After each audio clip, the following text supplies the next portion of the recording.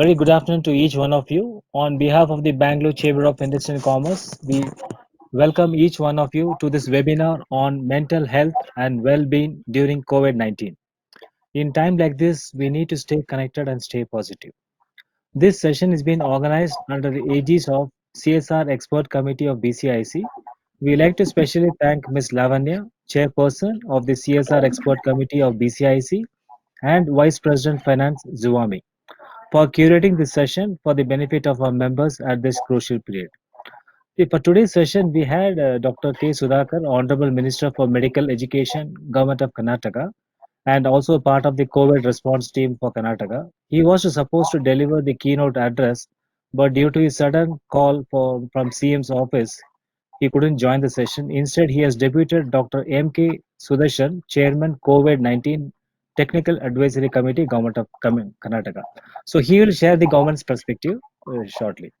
The panelists for today's session are Mr. S.V. Nathan, Partner and Chief Talent Officer, Deloitte India, and Ms. Madhavi Lata, Founder and Chairperson, Viranchi Hospital, and Board Member of Viranchi Groups of Company.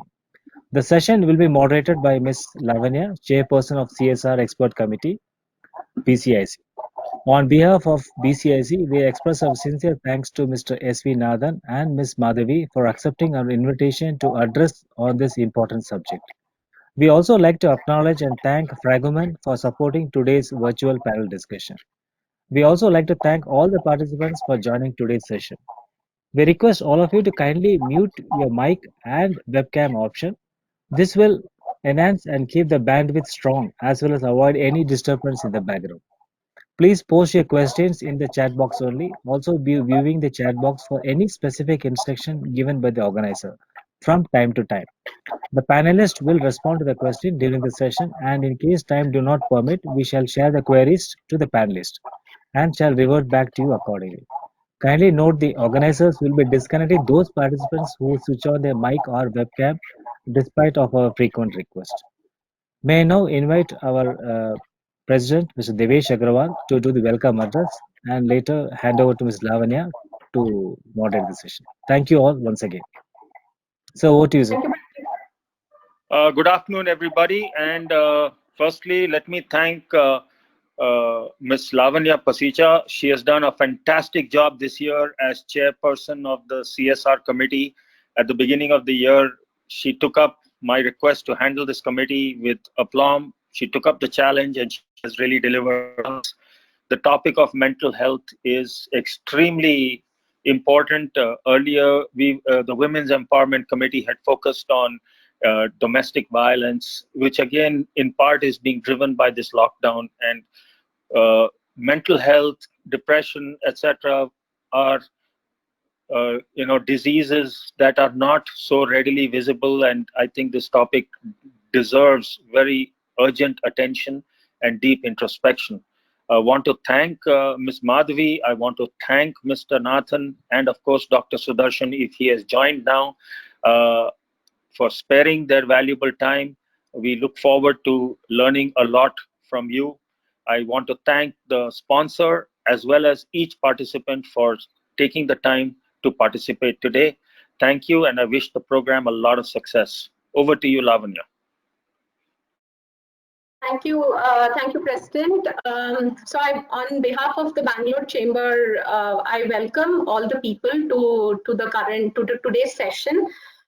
Like Devesh mentioned, I took over the CSR committee this year, and because of a lot of discussions happening in the organization with people, there is a lot of focus as such which is being determined on the mental health of people. While Indians, we have always focused more on physical health. People always talk about, I have fever, I have this ailment, that ailment, but there's always a lot of what I would say stigma not to talk about mental health. So it is imperative in the current lockdown, or where people are really confined to their homes, really not meeting people. We were having a very good discussion just before we started about how people miss in the social interactions. man being a very, like a very social being. So this is overall impacting, and we do hear a lot from our own circles, our employees about, they kind of handling, say, mental health, depression among their people, elderlies feeling very anxious. Even our own employees, like, keep on coming back and asking, saying that when will it kind of become normal. As much as COVID updates, what we get on a regular basis on media, it actually creates more anxiety levels among people. Like every day, so India has obviously crossed the 1 million mark on the number of cases. What we have, we are just we are actually the third. We are tracking at the third number in terms of the overall COVID cases. So it obviously creates that much amount of pressure on people, and there is no ready-made answer available on how to actually solve this at this point of time. So we as a chamber thought through to kind of put up a program where we can listen to our two panelists and also hear from the government to see that what is government also doing about addressing the current pandemic, and what are the things we can do to ensure that we maintain mental well-being across the chamber. I would actually thank Shekhar to give us introductions to both Mr. Nathan and Madhavi. He has been always supportive of all the programs what we have been doing as part of the chamber. I really thank Shekhar to give us the introductions. And with that, I would request Mr. Sudarshan to really speak from the government perspective, how they really view this COVID-19 or Corona, and what are Mr. Sudarshan just left. I just saw. Hopefully, he'll join us back quickly. About quickly I need to see if Mr. Sudarshan is joined back.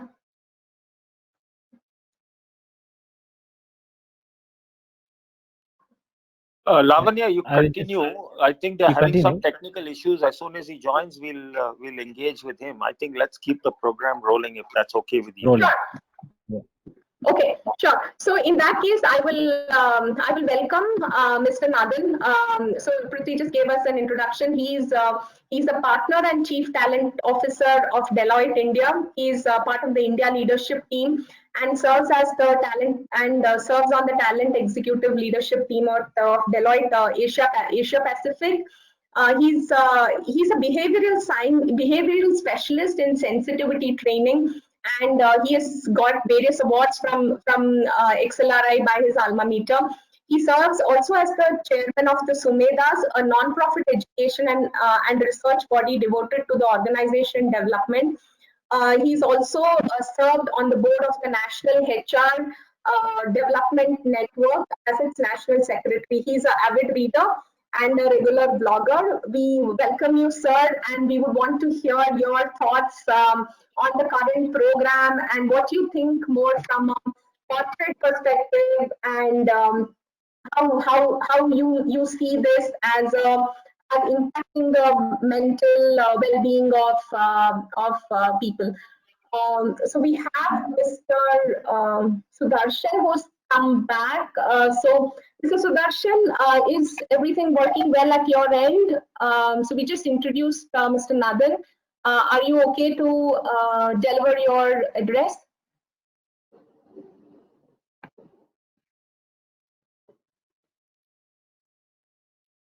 Oh, sir, we are not able to hear you. So you have to unmute yourself.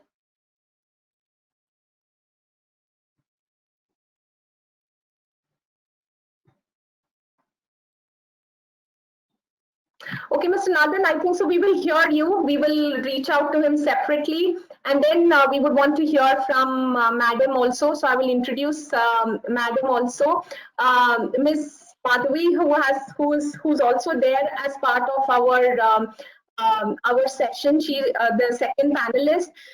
She is the founder and chairperson of Virinchi Hospitals. She's also on the board of the Virinchi Group of Company.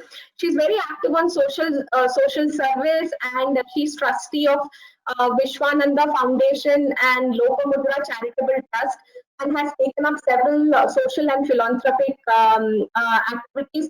She's a trained classical dancer and has done more than 100 performances. So, Madam has a varied interest. So, ma'am, we would also want to hear first from you on your thoughts about the current pandemic. We were speaking like yesterday. There were like a lot of inspiring stories which you had shared with us. It will be really benefit for the entire audience to hear about. So you're probably one of them who are seeing it more closely on ground. So we really want to hear your thoughts on the mental health and well-being of the people during this period. Over to you, Madhvi ma'am. Thank you so much, Lavanya. That has been very, very big introduction about me. I do not know whether really so much I really, deserve it or not, but thank you so much. It was pretty encouraging.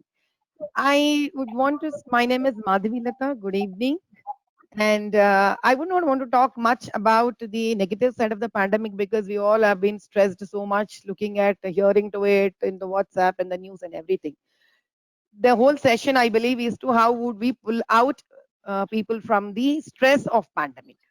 So let me just put it out in a very simple way so that we have a lot of other speakers to go after me also. If we think the pandemic has two sections to be addressed, one is the physical health, one is the mental health. Always we see that, a lot of doctors on the panel, there's nothing much I should be talking about that, but it's always told technically that any ailment, when two sections have been taken in under research by Harvard or many such medical institutions, they always have found that, the people who are very, very strong mentally have come out of any ailment quicker than the people who've had a lot of depression or anxiety being undertaken along with the medication. So it's a one simple formula that if we just get depressed or we put ourselves into any kind of an anxiety, we would not able to handle whether it is a pandemic or whether it is a simple challenges at the job also at our own workplace. So what is very important here is that every issue also teaches us a lot of things and also takes from us a lot of experiments.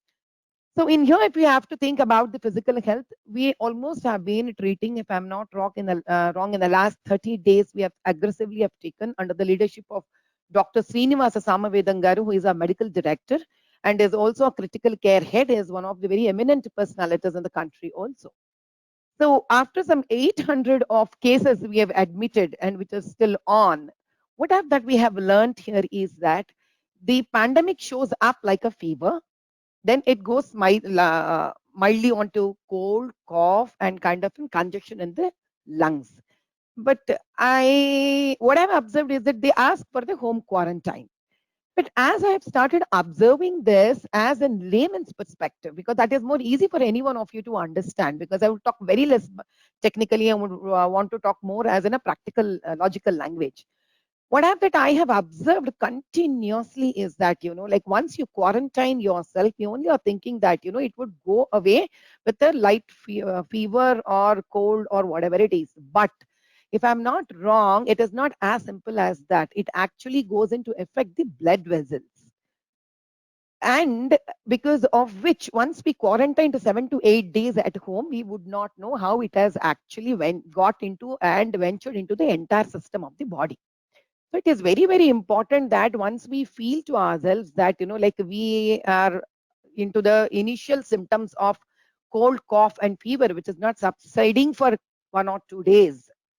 On the third day, I would definitely suggest that they should go for RT-PCR test, which actually tells us whether it is a positive or negative. There's nothing to fear at all. There's nothing to fear at all. The most best portion of it is that we have actually cured. I would thank all the medical fraternity people, the doctors, who actually have come forward very daringly to actually do this job, and it can be cured. So that is the first thing we should always pass on to the public, that please do not panic, it can be cured. In that case, if you try to go for any ailment for that matter, whether it is a cardiac problem, whether it is a neuro problem, whether it is a simple pneumonia, whether it is dengue, anything that we would not go on time for medication has always taken lives. So because this being very new to us, by the time we approach hospital, probably we would have been very late. And we are learning and treating in the entire world. That only could be one small instance because of which the surviving rate has slowly, the control is growing right now. Now, the second thing is that, as and when you get an RT-PCR as a positive, the immediate thing that again I have observed is, the patient should not quarantine at home is what I practically have observed, because they actually do not know what quarantine means. The family is stuck with the two emotions. Do we have to touch the patient? Do we have to take care of the patient? In case, how do we have to take care of the patient? For how long do we have to wear a mask? Do I have to wear a mask? The patient should wear a mask? I don't think this is worth enough to get into this. And you have a lot of kids at home. You have elderly people at home. And this ailment actually... Yeah, Mr. Dr. Sudarshan, please, please.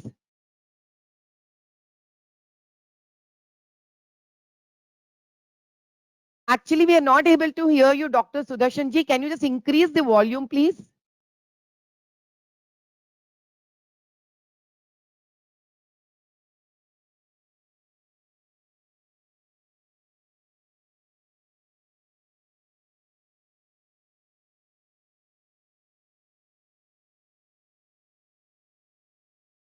We can hear you, Madam Garu. Now I could hear you, Andy. Now I could hear you. Yeah. Yeah, you wanted me to stop somewhere, so I just stopped. Shall I continue? I think so. We are not able to listen to Sudarshan sir. You continue, madam. I think Mr. Sudarshan has unmuted his phone. Probably you No, can it check is, with Mr. it is Sudarshan showing as whether- it is showing. No, it's not unmuted. It is showing that, the volume could have been a volume problem. I can see that his phone is not muted. It's unmuted only, but the volume, there is some issue with the volume, I believe, because of which I'm not able to hear what he is saying. Probably he wants to somewhere tell something when I was saying. So what do you want me to do? You want me to continue? Madam, yes, let's hear you, madam. Okay, so what practically that we have observed is that, when a patient comes to the hospital, again we have here a couple of issues. Here again we come across with the doctors and the doctor community, how they actually react. That's a different story. But then most of the time we have seen that, their oxygen levels, their air levels, and their platelet counts, these are taken care very quickly before they can take up the graph of quickly depleting. So what I would suggest is that do not wait at home even to know that whether it is COVID or not. The moment you find for a couple of days, let it not take away all your energies. Let's just know what it is immediately. Once it is known, please go to the medical care immediately that is nearest to your place, fairly an hospital which has a well-developed critical care unit. Please go there, take the suggestion of the doctor. Now, this is a portion if you are attacked by this kind of a pandemic. Now you are very healthy by God's grace. Touch wood, that is what we want from all the family. Now it comes with the mental health. The mental health is one thing that, like it comes how positive you keep your surroundings, how positively you think about how to handle this. For that, the first thing again comes is please kindly get back to your exercises. You have to do 1 hour or 45 minutes of exercise. Now that people are staying back at home, all the family members, please come together. You strengthen your body, strengthen your ability to breathe, strengthen your lungs. That is very, very, very, very important. Please do not lie on a lazy boys. Keep munching and seeing any kind of entertainment activities, or don't get engrossed into 24/7 work from home patterns. Please get out of that. Please give time for all of you to work. That is the reason why we say that irrespective of you do a workout or not, the middle group, young group is pretty energetic. That's the reason it was known defaultly that they're able to get out of this problem. Wherein the kids and the elderly people would not put themselves into this discipline, kind of an exercises. It's very difficult for them to, handle this pandemic. Irrespective of then, that is once, not just talking because it's been 2 months, 3 months, People have once gelled very well with the family members. Again, now they've got bored, and we see a lot of families breaking up into pieces. Please do not do these things. Join all of you at least for 45 minutes to 1 hour. There are a lot of YouTube classes where you can really do good exercises. Get on to all Pilates exercises, functional exercises. It's very important you strengthen yourself physically.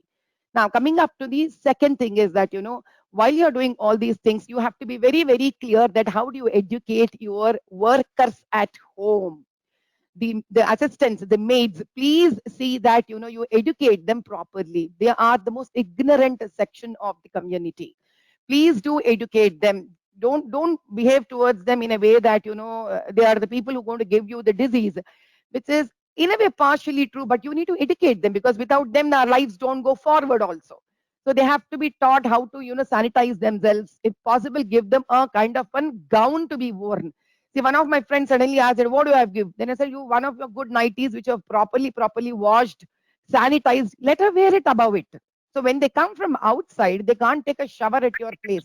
If that can happen and wear a sanitized clothes, oh my God, that's nothing like it.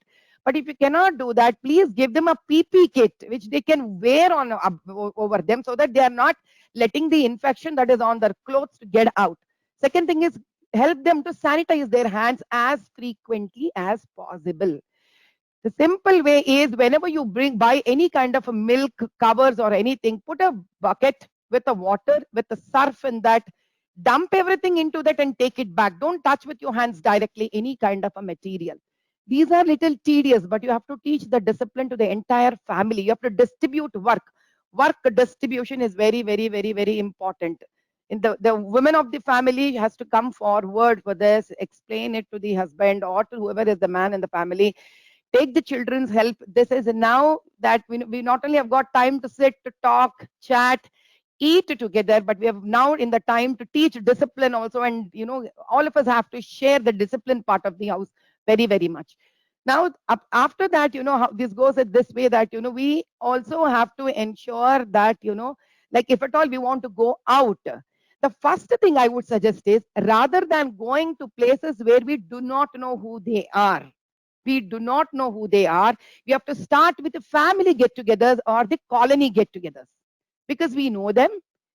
We know that, that they are keeping themselves healthy in a gated community, like a potlucks, so that, we get out of this kind of a mental stress. I think Dr. Sudarshan ji wants to talk something, but you need to unmute, Doc. Yeah. Yes. Now am I visible and audible? Yes, Doc. Yes, you are. Yeah. Thank you. My sincere apologies and two. One is the Honorable Minister Dr. K. Sudhakar is not able to attend this webinar, as he is urgently needed in a ministerial meeting. He is not able to make. He requested me to address all of you on his behalf, and I am joining late, nearly half an hour late, due to some technical issues, which even my younger colleagues below 30 years, they could not sort it out. Now, coming to the main issue is, of course, we have about 25,000 plus COVID positive cases in Bangalore, and around 500 deaths in Bangalore due to COVID. Neither the cases nor the deaths are justifiable on any count and for any reason. And those who I have been into COVID work from 16th of March, and just 1 week after the first case was reported in Karnataka. So my experience is, everybody is under stress or distress. Families are under stress by seeing the information on the television, by reading the newspaper, and those who are working in the COVID field, whether in the forefront or in the back side, they are all very much stressed. And even if you have seen those who are in the forefront, they have tested positive. And as a result, the COVID services are disrupted, and there is a lot of job stress, emotional stress, and also financial stress. And being a person from a medical public health field, and we have been seeing also even those who have tested positive, they have, the moment the positive result is communicated, I have seen their facial reaction changes. The family members react differently. The neighbors shun them, and stigma is there. The seal down, the lockdown, the blockades, all these are leading to lot of emotional distress. And from the government, there are also programs and services, particularly those who test positive, of de-stressing them. And the new policy of isolating very mild and asymptomatic patients at home at least should give relief to many persons who have tested positive. Home isolation is one option which government has allowed. And the COVID care centers, of course, they have started, and many have been admitted there. But of course, certain issues are there even in the COVID care centers. So my request to the Industry and Commerce Center is that please address all these issues from a individual perspective, from a family perspective, and from a neighborhood perspective, and from a societal perspective. And whatever the recommendations are there at the end of this webinar or the meeting, please give a gist of it to the Honorable Minister, and we will definitely see that how these issues are addressed, and the people of Bangalore are put at ease, and the stress levels are reduced. So this is my submission.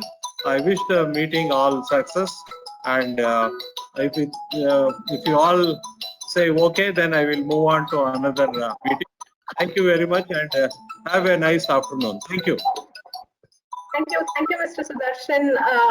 It was, thank you for your kind words. It was, we are from the chamber perspective, we will definitely do, like a submission to the government about what we heard from our industries. So we'll be happy to pass on all the points which comes as part of this discussion or what we heard from our industry. So we will, many thanks to you and Mr. Sudhakar to acknowledge this session and to be part of this. Yeah. Thank you. Namaste. Thank you. Yeah. Thank you so much, sir. Thank you. Madam, we will quickly finish with you and then move to Mr. Nathan, and then we will have yeah, right now it is 3:08. So could you just tell me how many minutes more I can talk, so then that only will help us out. No, madam, we just want to hear your thoughts, but if you can summarize your thoughts in the next 5 minutes, then we would want to hear Mr. Nathan, and then we will get into quick panel discussion about what are the questions which we've already got. Yeah. See, there are two ways, Lavanya. One is that, I give quickly 1 or 2 points and give more time on question and answers, because, how much of it I would always suggest that, probably question and answers will make a better, prospective way to answer this, because I'll be having huge information with me.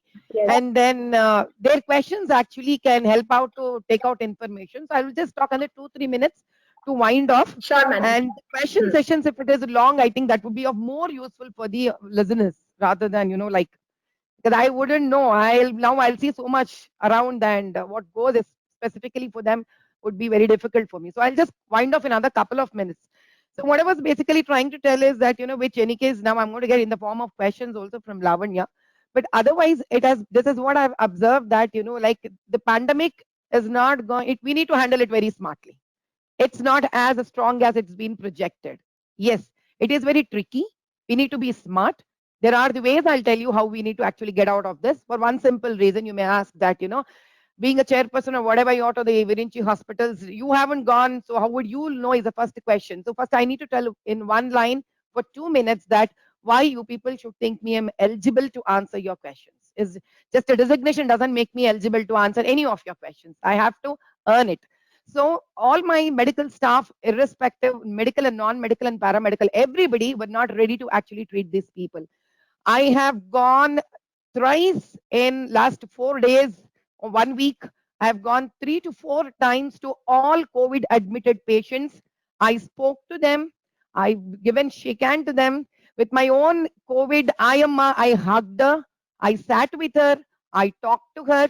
I've almost till now met, with a physical contact of hands and talked to them, spent a lot of time, 3 to 4 hours in the COVID floors with the COVID patients of almost 200 patients, and I'm tested negative. So I think that, I don't know if that is an medal or a title that can make me eligible to answer any one of your questions. I'm actually ready. Ma'am, that's very inspiring. What you're doing with the patients and through your hospital.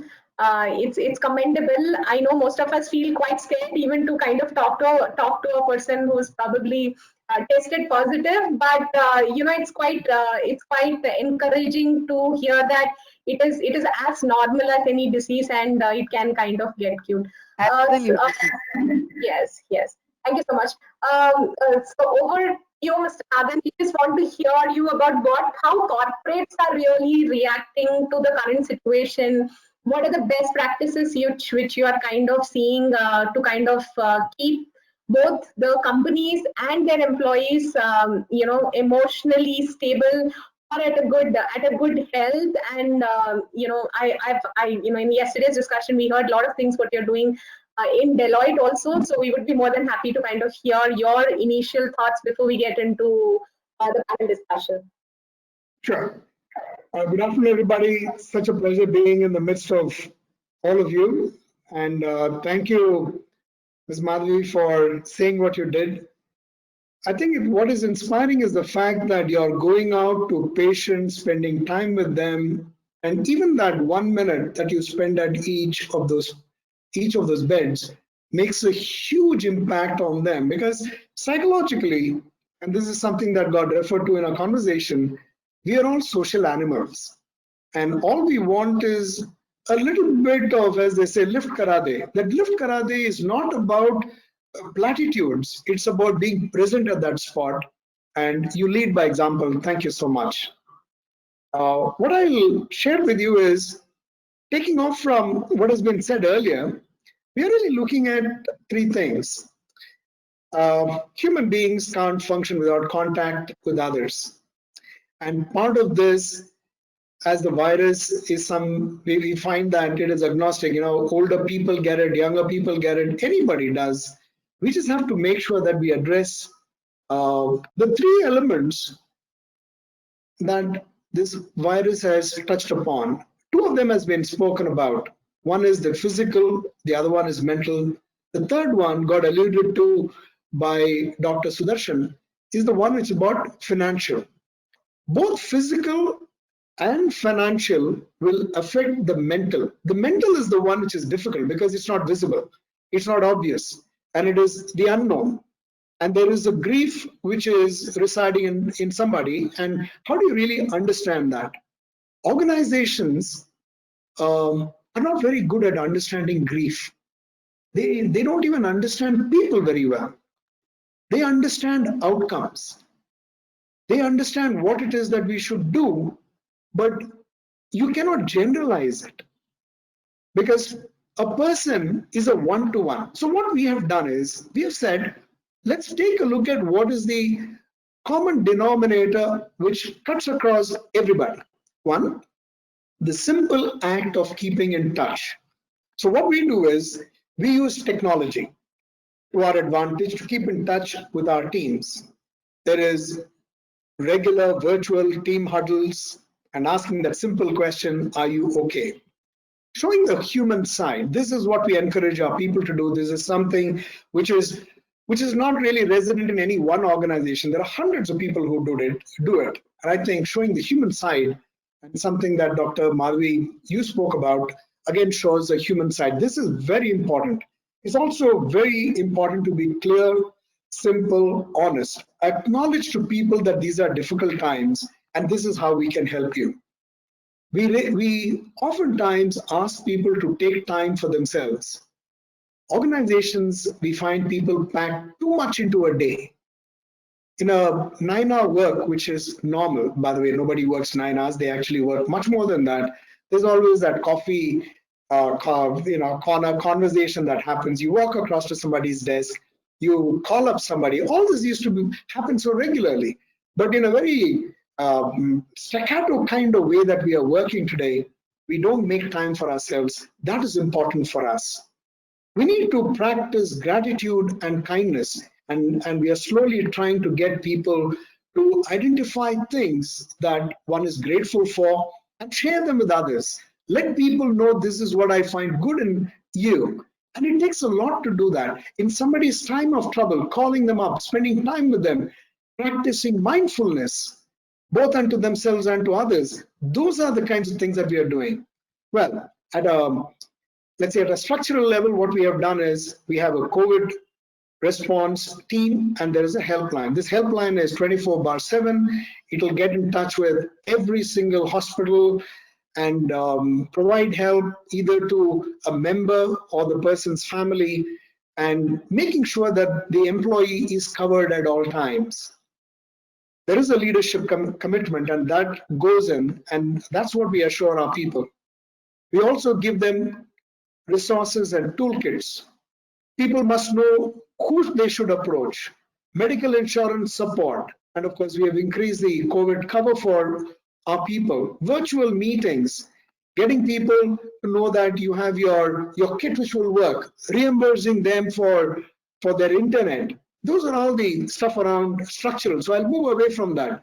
But the one I'm going to focus on, which is to do only with mental and mental well-being, is we organized a number of webinars to help people manage anxiety. How do you manage isolation during lockdown? How do you build the resilience which is in you? How do you stay calm in a crisis? And then we got Sister BK Shivani to come and speak to us. And by the way, she was just outstanding. And that's the calmness of the demeanor shines through even on a camera several thousand miles away. How do you elevate emotional health through body-mind alignment? How do you do all of this? And the key is, how do you stay connected? So if I put all of this together, I'm really looking at how do you stay connected? Simple thing. We started a program called Each One Reach One. Today at 4:30 this afternoon, there is on everybody's calendar a half-an-hour slot. This is across the organization. There's a half-an-hour slot. And that half an hour, all that is being asked of by people is take your phone, call somebody, tell that somebody that you care for them. Even ask a simple question, how are you doing today? That's all. You don't expect big answers, but stay with them. And if you sense trouble, just listen. And if you are trouble, reach somebody else. So the organization is doing at a structural level, at an organizational level, and of course at an emotional level, trying to stay connected with people. So these are the few things. I'm sure there are a lot of questions up there, but I want to just keep my opening part really short. Thank you for your time. Back to you, Ms. Lavanya. Thank you, Mr. Nathan. Thank you, Ms. Madhvi, for the opening remarks. We will quickly get into the questions which we have already got as part of the panel discussion, which we want to hear from you. So, ma'am, we will start with you. So, one of the things which most of the people really want to know is that when COVID is something which can happen to anyone. So that is something which most of us have realized. And how do you actually, like deal with the family, or even say if one of our employees has got impacted by COVID? It's such a taboo. You have seen that people really treat them like an outcast and not want to get kind of close to them. So once they're treated and once they have come back to normalcy, what is the kind of approach we need to have, considering that most of this treatment is more done on isolation without any, emotional or family support?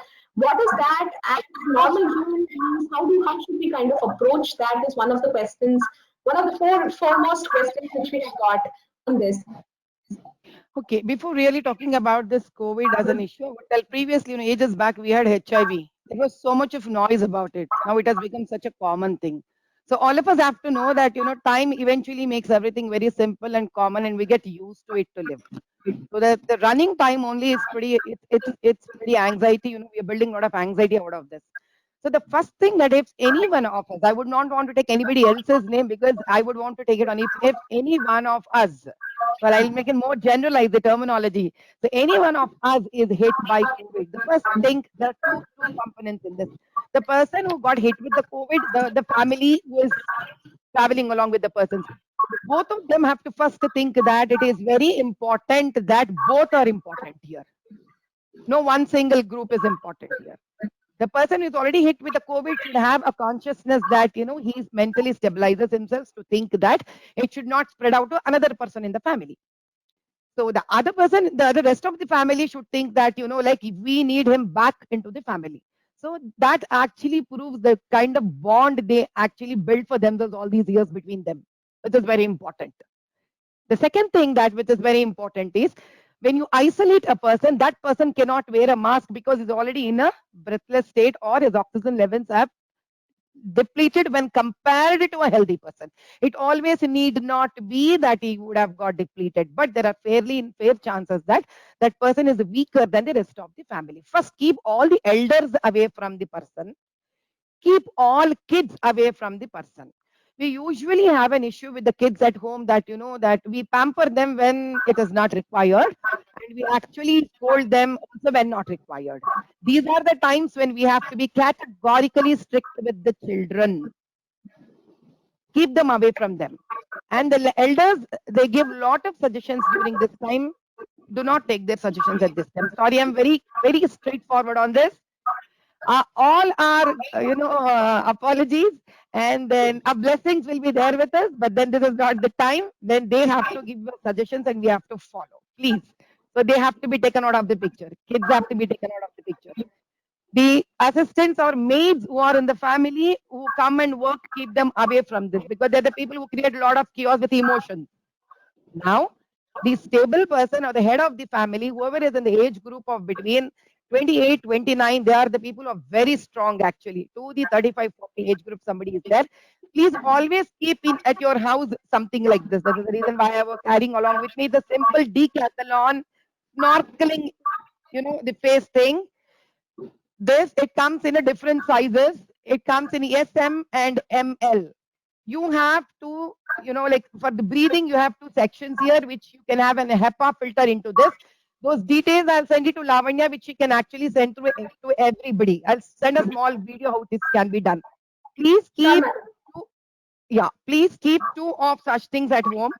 There will be a 3D printing which can be done, which will also send you the Bangalore address where the 3D printing can be done, or we can get it done for the Hyderabad Deloitte, and you people can from there take it forward to all the across the country for Deloitte. And then Lavanya can actually work on this. If any person you think at home is affected, first the person who want to come in contact with the person who is affected, please wear this. So you actually wear it this way and tighten it up so that the sides of it will not let the in pores which actually make the infection get into your body, it blocks that. So the person who is trying to help the COVID person in the family is safe. Now, second thing, let continuously keep sanitizing your hands. And then, if possible, please wear 90 GSM PPE. Please wear a 90 GSM PPE. Then make the person who is affected with COVID, isolate him in a room, check his sugars. If it is a diabetic patient, try to understand his temperature, because then you are very free. The other person need not wear a mask. Call up the nearest medical center. If you feel in a day his temperature, don't give medications whatever you think is right, please. Don't buy medications across the counter, please. Do go to a fairly senior medical practitioner. Don't go to RMP doctors, please. You have to go to doctors who have the background of critical care treatment. I know it's not that easy, but for your own life, this is important. Get your RT-PCR test done. Go back to home again to wait for the result. If it comes negative, I don't have to talk anything. But if it comes positive, there are a lot of video counselings happening on the video consultations are happening now with a lot of hospitals. I do not know whether this is with how frequent or how many hospitals are doing in Bangalore. But if Lavanya wants, the Virinchi Hospital can help you with that, which we have done with the Deloitte also. It is just an app with a rupees of 500. They can download. It will be on their mobile. They can come immediately onto a video counseling consultation with the doctors, critical care unit who are only handling the COVID patients and the COVID floors. They'll immediately tell you what has to be done 1, 2, 3, 4, 5, 6. Instead of you deciding out of panic. Madam, we'll be happy to share that information. If you can share with us, we will circulate that with the members actually. Yes, okay? Definitely. We have made it 24/7. So this talks about that the moment somebody is into fever, cold, cough, they will guide you from then on what exactly has to be done without any lapse in the time, without not taking or running out of the valuable time that the patient is having with him or with the family members. That's one portion of it. Now coming to the second portion of it, how do we maintain that we do not even get it? Also keep mentally healthy. The first thing that I told, please take 1 hour of your family time to do exercises, for which the respective companies actually can make an one place at a place they can bring the health instructors, make a live show. All the employees of particular corporate company can come up with one understanding of one time, or the video recordings can be done, and there are specific exercises that help you to energize and ensure that you fight with these kind of upper respiratory or any kind of a blood vessel issues, ailments. So you need to strengthen yourself. You need to make you have to become your own bodyguard. You need to make yourself as a soldier to get out of this. Now, third thing, which is very, very important, is a diet. Please ensure that you take a lot of protein, irrespective hit by COVID or not. Please take a lot of protein diet and a fairly good fat, again, which you have to burn it out while you're doing exercises. But this gives your body phenomenal strength to fight with any kind of these kind of a dreadful viral attacks. Fourth, and another very important point is how to keep yourself mentally, healthy. You would have got by now bored with your own family members, seeing them for the last 3 months. Initial 15-20 days would have been very, very interesting because you didn't get time. Now you get time only with them and not with anybody else.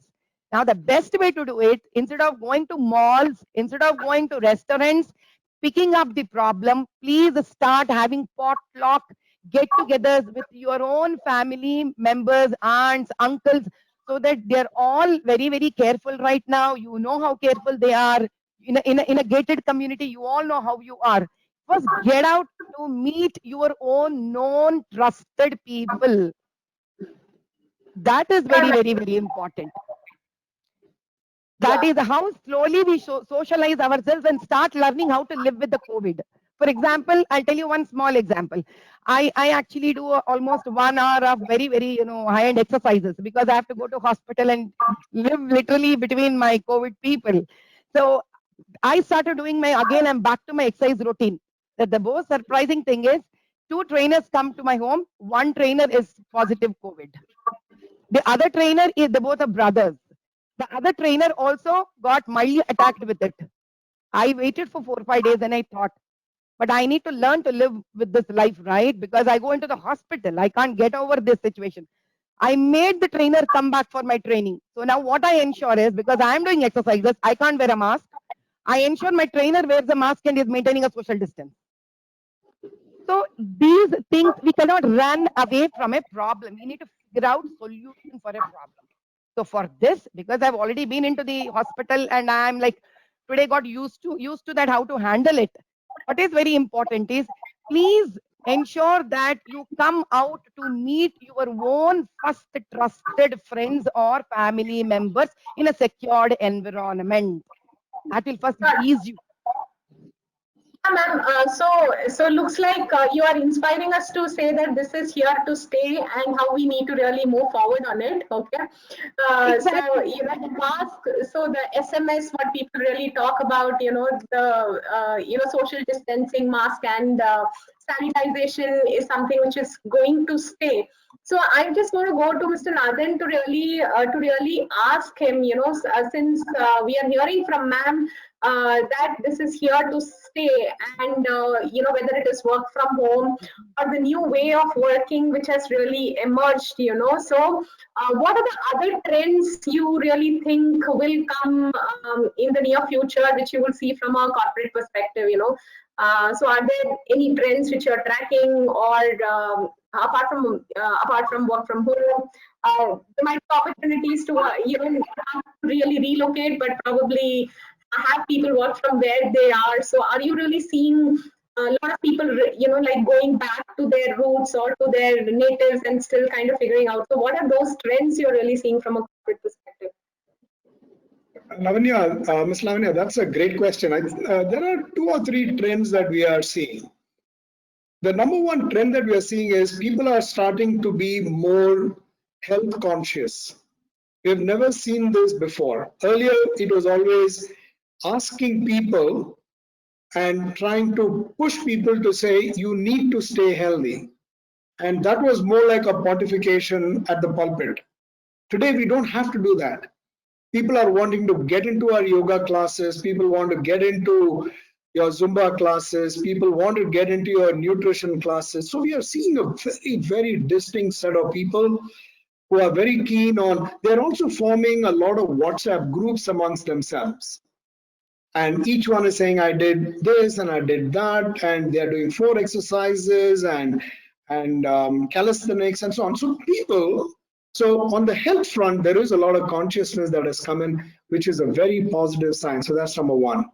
Number two, that we notice that people can actually work from home. It's not a difficult thing to work from home. And at the same time, it's a difficult thing to work from home. I'll make the distinction.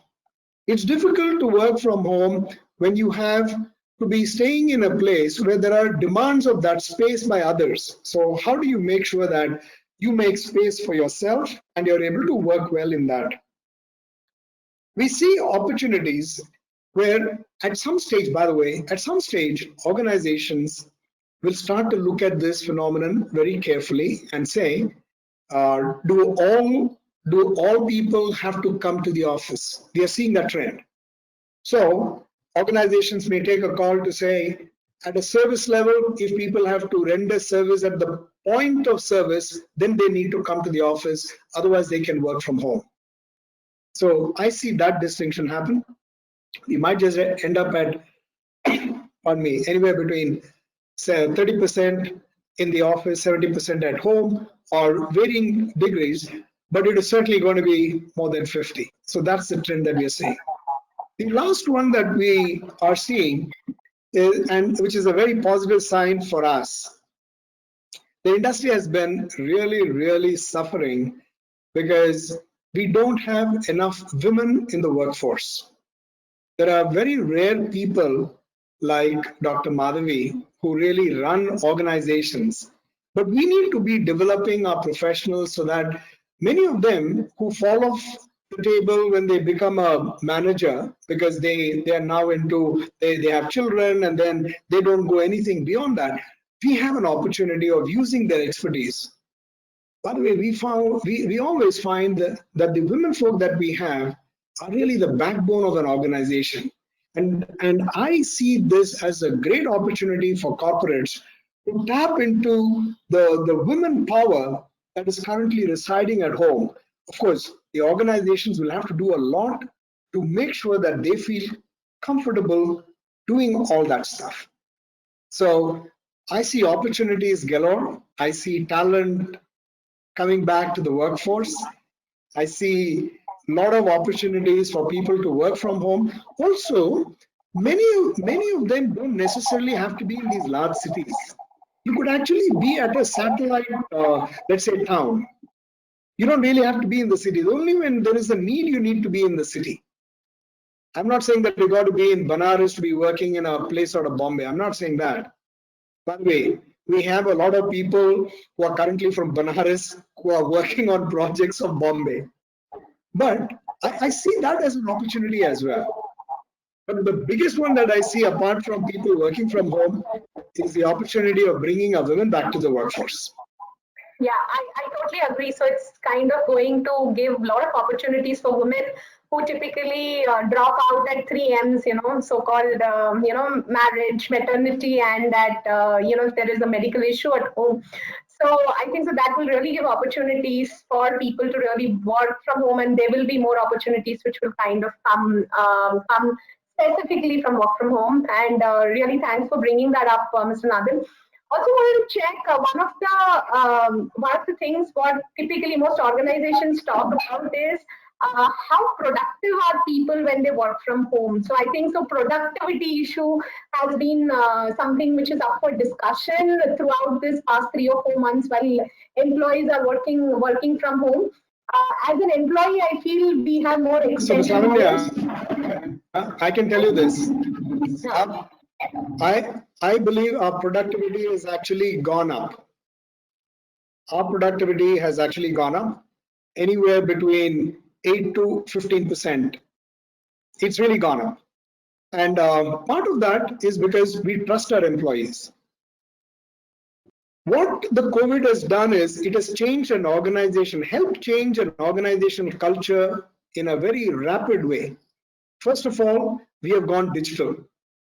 And digital, we've tried for several years, for the whole country has been trying to go digital. And what the COVID has done in the last 4 months has really helped go digital. So that's a very big deal. But the bigger one is today, people are working almost unsupervised and doing a phenomenal job of that. I'm not saying that you don't need to supervise them. But they will then get an opportunity to do something far more valued to the organization. Productivity has gone up. From a culture standpoint, a lot of positives. People are feeling trusted. People believe that they are being valued by the organization, and they're also being cared for. So the whole thing about how do you connect with them, because we certainly connect with our people. How do we develop our people? And how do we really care for them? If you put all this in the mix, I would think that along the continuum, productivity really shows up. And the only place where it starts to dip is when the whole market goes down. There's not enough work in the market, but that's not an issue of productivity. That's a issue of production. So there's a distinction there. So I will say productivity goes up when you leave it to people, trust them, and help them, give them all the right tools and technologies. But a lot of collaborative tools have come of age today. So people start to do it it's very natural for people to collaborate, particularly the younger ones. So on that note, let me turn this back to you, Ms. Lavanya. Thank you, Mr. Nathan. Over to Madhvi ma'am. So Madhvi ma'am, Nathan sir, kind of spoke about physical, mental, and financial. I think so. The corporates or the employees in corporates are obviously going through anxiety across either of the three or all of the three, or either of the two. So in these situations, we do see more people coming with anxiety disorder, depression. We really have not heard these terms so much as what we are hearing today. what will be your one piece of advice which you think people should follow so that they can kind of keep away from all these three things and maintain a mental, a stable mental health? Yeah, my answer would be a question. What is the basis for the anxiety? Why are they anxious? Why? They're at home, they're not going out and getting COVID for themselves. Yeah, they're getting everything on today now on one Amazon or something. They order their foods, material come home, the people are around with them. What is the anxiety for? First, they need to question themselves. Why am I having anxiety? I should have anxiety. Medical professionals should have anxiety. The nurse should have anxiety. The housekeeping guy who is going to the hospital should have anxiety. Why people are sitting at home should have anxiety? Why? That's the first question. They're just generalizing. They're looking at the news, looking at the WhatsApp messages, they're getting anxiety. Why are they having anxieties? Now let the question come in that way. Then there is a specific answer to it. Otherwise, I see no anxiety. My family is at home, they're happy, chill. They play carom board, they're studying, they sing songs, they shout, they see movies, they're studying. My eldest daughter now, at the time I need to tell you all, she never went to the schools. My 3 kids are brought up at home. I brought them at home. My eldest daughter is the youngest girl in India to get her IIT seat at the age of 15 years. She's now in Chennai IIT. My next, I have a son who is also going to write his IIT exams. His youngest, he's again 14-year-old. I have one more daughter. They're all steady at home. She's at age of 12, cleared her 10th boards. It's all how you manage your own self. They're all happy. All the 24/7, I see them shouting, yelling, playing, happily studying, doing music, everything. You have to identify when we are at home, when the work from home environments also have been created. With so much of technology of Netflix, seeing movies and everything have started. We can do gardening, just get out, take a little fresh air, go to the parks, walk together, keep social distancing. The question is, what are we scared of? When we have nothing to do with the COVID. That's a big question now I would want to know. I want to hear from the people that why are they panicked? Basis of anxiety. What is the basis of anxiety? Is it for how long do we have to stay like this? Okay, when we worked, we also had a question, how long do we go and work like this, man? We don't get a break. So it's okay. Now we will lead other style of the life that we are at home. So we'll question how long do we stay at home? So okay, na? We'll stay till it goes on. Food is not stopped. Food is not stopped. Jobs are not gone. At least for the corporate world, you please don't panic. You're so secured. If you also start panicking, how do we have to attend the zone of those people, that sect, which do not have jobs? So we need to counsel our own selves. Sure. Ma'am, I'm just want to stay there. So there is a question on the chat box asking what is, Mr. Raghu Shetty is asking, he wants to have some clarity on airborne of COVID-19. Is it like really, how is it kind of spread and what it is? So if you can just give like a 1 or 2 minute highlight on that, that'll be helpful. Wonderful. See, the way it has started off with the WHO initially said it is not airborne. Then it came, it is an airborne for a certain period. Then it said, no, it is not. Then it said, yes, now 287 scientists say it is airborne. I would only tell one thing. There's the regular discipline, hygienic life that we all have mentally prepared to live is the best way to do it. Do not go by the researchers keep great pressure to understand the pattern of this virus. It is airborne. Most of the diseases are viral or airborne. This is also airborne like that only. So it depends whether you are in a at home tested safe environment. If you are not under tested safe environment, you are going out where you cannot tell whether the infection is in the air or not, on the surface or not. The only simple one mantra is you just safeguard the area of your face through which the airborne has the chance to penetrate into your body. Now, don't worry what is the percentage it is going to be airborne or not airborne on the surface. Leave it. Let's leave it to the technical people. What today we have to just learn to live is a new cultural change the way we live. Please sanitize your hands so that any surface infection doesn't touch us. please ensure that you wear a mask and a face shield. Or if you feel this is too heavy for you to maintain, just please wear a mask and a face guard. Why I'm not suggesting those two and suggesting this is, we often rub our nose. When you have the mask, we get allergy, we kind of an itching sensation. It troubles our face. So we start itching. So we start moving it. And sometimes we pull it out to talk. Because we do not live, we are not habituated to that kind of a thing. That is the reason why I'm saying wearing this. Because that wouldn't touch the skin. It gives you the space to talk. Whatever it is, maybe the intensities of whether it is airborne or not, whether it is of, it settles on the surfaces or not, we have to be careful ensuring the hands, whenever want to touch our face, are sanitized. You touch your face 1,000 times, sanitize your hands 1,000 times. You go out, you are breathing in external air, ensure that your nose, pores, your mouth, your eyes are given a shield so that the air would not penetrate into that. It is as simple as that. That is how I have done, so that I have moved around with 200 COVID patients also. I'm home back safely because I did not underestimate the stipulated guidelines given how you have to take care of yourself in a most airborne surface prone COVID environment called hospital. If you can do it, we can also do it. Mr. Nathan, I want you to speak a little bit more on Shobhana's question of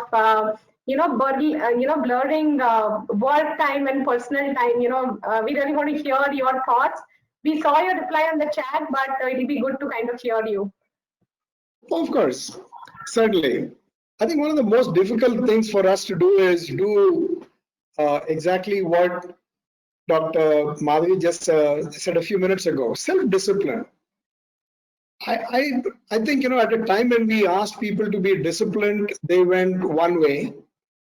And now we are not asking people to do anything, and then they are completely, they're not disciplined to a point where they say, I'm going to start my day at so-and-so time, and I'm going to end my day at so-and-so time. So that is from a personal standpoint.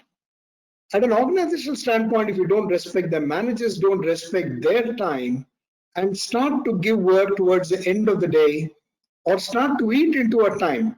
For instance, the commute time will take, let's say, about maybe an hour. In Bangalore, it should take about an hour and a half to come to the office.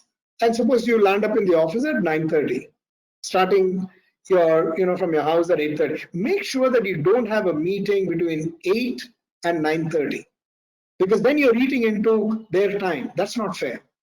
And in the evening, when they leave at 6 for 6:30, whatever time they leave, make sure you don't have a meeting after 6:30, because then you're respecting them. Any time in between for about 45 minutes to an hour, give some time, because those times are supposed to be sacrosanct. Enough for people to walk around. We, in fact, have got a small chat bot that will trigger. And the trigger is a very simple trigger. It will tell you, hey, you've been sitting in your chair for more than 90 minutes, walk around and have a cup of, a glass of water and then come back. So we would do that. And then the chat will remind you at 3 o'clock, stop everything, 15 minutes, make a call to somebody, just chill. So we would encourage people to do that. In fact, that's a very simple thing for us to do. So organizations have to do it at two levels. One, we have to be disciplined ourselves so that we don't ask our people to do some crazy stuff. And if there are weekends, respect those weekends. I'm not saying you should not be working on weekends, but make sure that you don't go overboard.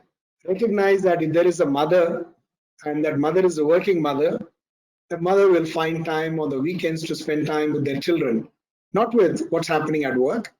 So let's be a little more kind with what we can do for them. And when it comes to the office, during the commute time, sometime during the day, small, make almost programmed times for them so that they can tear themselves away from work. Today we have some ugly thing in our hands and it's called a mobile. And that mobile, unfortunately, we've got it tied with our office. So mails come on them.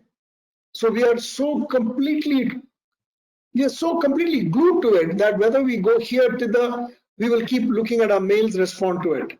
So we want to find a way to have a digital detox, which means encourage people to say, don't get on them. I don't want to see your mails on these days. We are also getting to a point we are trying to tell people, respect, don't send work over when you can give that work on a Monday. Don't send it on a Friday and start to create anxieties in people. Today, the biggest anxiety that people suffer is when they believe they have not done enough because they don't have a manager that they can show their work to. Earlier, the manager could come up to the desk, they could see the volume of work that has been done. Today, you send it in an attachment in a thappi. The manager would take it and say, "Okay, so this is all that has been done," without understanding all that has gone behind it. So, sensitivity at one end, and almost a programmed way of helping people to stay away when they should not be at work. Those are the kinds of things, subtle things organizations can do for their people. And my favorite is, I don't disturb people on Sundays. If Sunday is a day of Sabbath, let's respect that. Saturday, I might occasionally send mails, but I try not to do that. I'm hoping that one day we'll have signatures which will say, I will be on leave, or this is off my work and I'll come back and respond to you whenever I can. Things like that, very simple ones. That's how we should be doing, because this time they feel very stressed. Recognize whether there is a mother or a father, they still have to tend to the children who are at home. And they could be an aged parent and they have to tend to them as well. So anything that an organization can do to de-stress people who are at work, that would go a very long way. Lavanya, I just want to tell one, Miss Lavanya, I just want to add one single point very quickly here is that there is a lot of things that have to be done within the family to reduce the anxiety. In a families where wife and husband both are on a work from home pattern, I have observed in many of my, we also have an IT company. So I've seen that, there the woman is overstressed in the family. Even she does work from home. The husband also does work from home. The husband doesn't share the work at all. I'm very sorry to say this. As a woman, it's a kind request that how many of men are there in this, please? You need to share that work. And second thing, because from being a medical perspective, I also do a lot of counselings. I also want to talk to counsel a lot of people. This is the time, please teach children to do work. Fathers don't come between when mothers ask for the works from the kids. This is not the time to show any kind of a love and affection and say the wife that you work. How can a kid work? No, please, it's a request. This will only build a lot of stress and irritations in the family. Let the girls or boys, everybody learn work, please. The women of the home should be respected. We can't blame her for her irritation. See, because already we are irritated that the world is irritating us. We can't irritate our own selves in the family. Probably happiness should start from there. I don't know how relevant is it, but I thought I should tell because I've seen a lot of my employees and their families are suffering and going through this. Very well said, ma'am. I do agree. So just a tidbit on that. We do see mails, especially when it comes from outside India. People say toddlers allowed in these meetings. So because we have people, everybody is working from home, and there are meeting requests where they say that it's just a discussion, and they are okay to have children or toddlers as part of the meeting because you all work from home and the daycare and everything is not open. So there are people, the organizations are coming up with innovative ways to actually conduct meetings also where they make it more inclusive. Certain meetings which have no external clients or are general discussions, they are allowing children to be allowed, especially people who have like really smaller meetings. So that was one thing which I just wanted to share. Madam, there is a question from Mr. Harsha who's asking, there are rumors that sanitizers won't help. We need to use soap to wash hands. What's your thoughts on that? Sanitizer won't help. Yeah. Is that the question? Or is it not effective? No. Sanitizers from any good brand will help, but the problem is for their alcohol content being very high, they spoil the skin. So the soap, for instance, for simple reason, even if you take a Dettol soap, you take a Lifebuoy soap, you wash every day. After a couple of days, you see that hands would have become very rough and dry. So whereas when you actually sanitize your hands with a branded sanitizers like 3M and all, their alcohol content is very high. The upper layer of the skin, gets more rough and damaged in a longer time. So you can shuffle between the soap and the sanitizer, and that doesn't mean that sanitizer is not good. Sanitizer is only the best way to treat, because even in the hospitals, doctors only sanitize their hands through 3M sanitizers. So there's nothing like that, sanitizers are not better, or soaps are better than them, because we have learned to sanitize our hands more frequently than previous. Okay. Mr. Nathan, one sensitive question. Do you think employees will get into dual employment because everybody is working from home? So I don't think so. I don't really think so, because if you start to trust your employees, I don't think that employees will go and try to get another job. But I'll tell you what will happen. If people are out of a job, they will start into something called gig working, which means they will have multiple jobs working in multiple organizations, but they will be self-employed. They won't be part of an organization and then seek employment do something in one organization, because it's too much of a risk. Once that happens and a person has been labeled as such, it is very difficult to get back into the industry. So I don't think people will risk it. And by the way, Ms. Lavanya, today people don't have time to even do the current job. Why will they be able to take on another job? No, actually, the other way to look at it is that probably you will have more entrepreneurs, people really doing things on their own rather than seeking employment, So that's the other way to look at it, saying they might not want to be tied to one job and probably look at, if people leave because of circumstances, they would rather be self-employed and do something called gig working, which means they can be a gig worker, they can work in multiple assignments. That is likely to start to see the light of the day. Something that India had not seen for a long time. That will start to happen. Okay, we have last 4 minutes. If there are more questions, please feel free to put on the chat box. I will ask Madam, how does she see, this COVID trend really coming up in the near future? Do you think it will subside? There are too many predictions, and everybody has their own thoughts around how the world is going to be post-COVID. So, but what are your thoughts? How do you see, the future with or without COVID, or this is here to stay, or it will go? So, ma'am, we just wanted to hear your thoughts on that.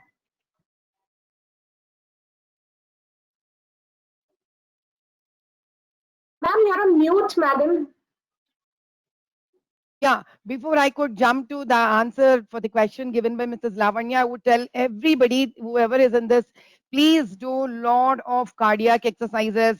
Please do at least running or jogging or stepper, anything that will improve your breathing and your oxygen intake levels. This is the most important thing for me, more than sanitizers or anything else, depression, anything else. I want your body to become strong, healthy. 3 things, please. 1, your exercises. 2, your good intake. 3, the family bonding. And if you're getting bored, please go for potlucks. Start mingling with smaller known groups that will keep you engaged, that will keep you happy. Now I'll come back to the question of what Mrs. Lavanya asked me. Lavanya, see, I would not want to predict anything and give any kind of status on that, because I am too small to talk about this. Even the biggest research organizations also, every day they're changing one thing, and then as it is, people are tired and frustrated every day changing to one opinion about this COVID. But today, what I would always want the listeners to understand is there is a problem, and there had never been a problem that we lived with throughout our lives. If you take back into the history, there is no problem which we have been living since years till today. Every problem was solved. It just took its own time. The complicated the problem is, longer the time it just took. So you all have to have a positive thought on this, that it's going to go away. It has no choice, because the earth is populated by the most intelligent species called human being. We need to trust our own selves, from where our life has come till where. Now let's not wait try to put a calendar and make those rounds around them saying that whether it go tomorrow, day after tomorrow, after 1 month, after 2 months, it's okay. Doesn't really matter. Now, for whatever situations that we are living right now, how do we make strong ourselves? How do we keep ourselves happy is most important thing, because that is directing to our life and our time schedules. The problem is not at our level. So even if I stop thinking also, the world will not stop thinking about how to solve the problem. So it's not none of us who have to actually solve this problem at a macro level. We've solved the problem if you solve a micro level. See, each one of us, if we can be careful, the number of cases which is coming up will go down. So we actually are contributing to a larger problem. And we are also solving how to solve the larger problem. The more less numbers we contribute to the bigger growing numbers, first of all, we come and eradicate that how it is being spread. Once it stops spreading, then we'll have time to think on how to solve it. Now today, how of the whole medical industry, where is it working? It's only working on taking the patients who are getting COVID. And they come at a very, very certain few people, irrespective of how many times ever we try to teach. They come at a very, very final stage. When you come at a final stage, you are prone to lose the life. And we cannot say there are so many COVID deaths. This is what is happening. That's the reason very important. I want to educate all of you that don't delay. The more you delay, it's not the problem of the COVID. Same thing can happen with the dengue. Same thing will happen with swine flu also. They're equally dreadful, my dear. How many of us really get dengue? We sit in the lawns, we get dengue. Why are we making it such a big issue? No, you have to be careful. Like we put mosquito repellents, we ensure that we have nets. We're all doing all these things. We put odomos to ourselves. So is this COVID? Maybe a mask and face shield is required. Maybe a sanitizing is required. Like we do not go into areas where there are mosquitoes. Keep our surroundings clean. Here we have to ensure that we do maintain social distancing. We go less outside where unknown public and people who do not know how to maintain these things exist. That is it. So don't worry when it will go away.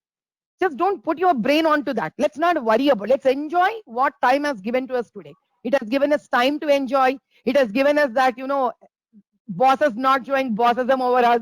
We are at home, we talk, we chill, we work. Now that we have stopped meeting our own parents, now that's the confidence, they're all healthy, our brothers and sisters, start meeting them. And coming up to the treatment thing is, even doctors fraternity are going back. There is one sentence which is very important me to tell, that why corporate hospitals charge so much.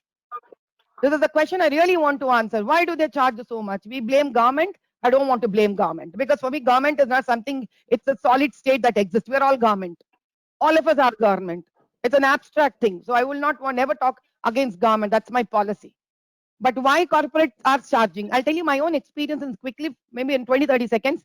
Today, we pay 5 times a nurse because nurse doesn't come to touch anybody. We pay the housekeeping boy 4 times what we used to pay because he doesn't come and touch. He doesn't remove the linen. We use all disposables. The doctors wouldn't come there. The billing people don't work there. The receptionist doesn't work. The cost of the hospital has gone to 6 to 7 times. And especially in the hospitals, I don't know about others, in our hospital, we use a 90 GSM PP kit, which once the person gets out of the COVID floor, cannot reuse it again. You have to degown it there, go out. When he's coming back again, he has to wear a new gown and come in. A person changes 7 to 8 gowns in a day, one person. Now imagine the HVAC person, the air ventilator person, the, the nurses, the housekeeping, the doctor, the anesthetist, the billing, the GRE. In a day, around 20 people come. And I made it mandatory. I made it mandatory that all these people, at least for the sake, go and check the room. Because you know why? When they go and check the room, they say hello to the patient. And the patient thinks 20 people don't bother to come into room and say hello, check everything, go over so smoothly. That is how I started treating the COVID patients psychologically also. Then the family members started coming and meeting them, because the hospital doesn't care. The 20 people are going in and coming out. And now why are these 20 people coming in and out? Because they're being given expensive PP kits. Their food is taken care by us entire day. In Virinchi Hospital, we give them 4-day food with all kind of nutrition. We are paying them 4 to 5 times, but this is not being understood by outsiders. Not about our hospital, about all corporates. 35 people of Virinchi Hospital have got affected with COVID, and none of them died by God's grace. Touch wood, all my employees. They all have returned back. they're back into the hospital because on time we have treated them. Now you may ask that if everything is worn properly, then why have they got? Now this is the problem. I can't go around them to tell that why they are not wearing. That is the reason. This entire thing, which will cost me so much, it will actually with the HEPA filters, it will cost me almost 3,000 rupees. Now I've decided and I've placed an order which I've got. Entire 800 people in the hospital are going to wear this now, so that they don't scratch their nose, mouth, and remove the the mask. That is the extent we need to go think about the medical professionals. So I have one request to the corporate companies that in the entire CSR activities, whatever you are doing, it is very important. Do you uplift the doctors who are working for COVID? The doctors are not coming forward. The staff is not coming forward. When the corporate hospitals charge, the patients think that we are charging high. The system is collapsing. There are almost 40% of the hospital staff are not working and we are paying them salaries. They're not coming to the COVID zones and they don't work. They've said we're not going to work. You can't lose them because once the hospital becomes operational on non-COVID, then how do you treat? Now there are no non-COVID people at all. You have to save the country. You have to take COVID people. A lot of issues actually the medical industry is undergoing. So my kind request to all my dear friends here, you are very happy staying at home, doing work from home. We're all there to take care of you. Please don't get into any kind of an anxiety. It is we have to get into anxiety and we're chilling, we're laughing and we're very happy. It's we're actually shouldering a lot of issues actually. So, ma'am, yes, we hear you from a corporate perspective and Lavanya, we appreciate it's not audible. Lavanya, it's not audible.